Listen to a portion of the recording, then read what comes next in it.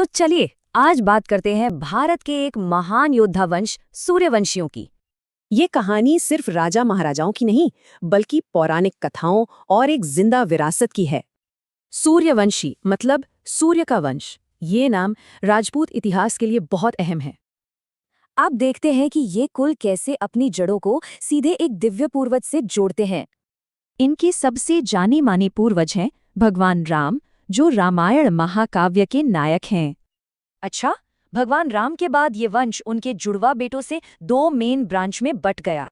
तो अब देखते हैं कि लव और कुश की पीढ़ियों ने इस विरासत को आगे कैसे बढ़ाया।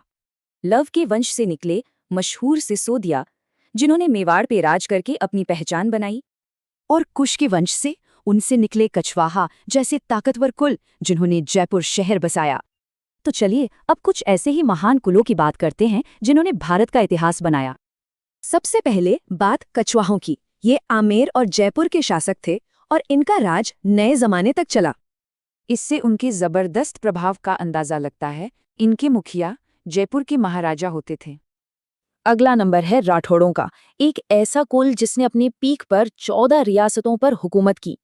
इनका सबसे पुराना और बड़ा राज्य था जोधपुर। इसी वजह से ये राजस्थान में एक बड़ी ताकत थे। और फिर आते हैं बैस, ये अपने शौर्य और जमींदारी के लिए जाने जाते थे। एक मजेदार बात यह है कि ये अपना वंश राम से नहीं बल्कि उनके भाई लक्ष्मण से मानते हैं। लेकिन सूर्यवंशियों का इतिहास कोई सीधी सादी कहानी नहीं है। ये एक बहुत बड़ा फैमिली ट्री है। जैसे कि गौड़ राजपूतों की जड़ें देखिए, वो पुराने बंगाल के पाल राजवंश से जुड़ी हैं। इतिहास में बदलाव भी दिखता है, जैसे नारू और पखराल कुलों ने बाद में इस्लाम अपना लिया। तो फिर इन सबको आपस में क्या जोड़ता है?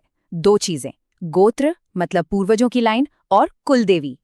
तो पौराणिक कहानियों से लेकर शक्तिशाली राजघरानों तक ये पूरी विरासत शक्ति और पहचान की कहानी है।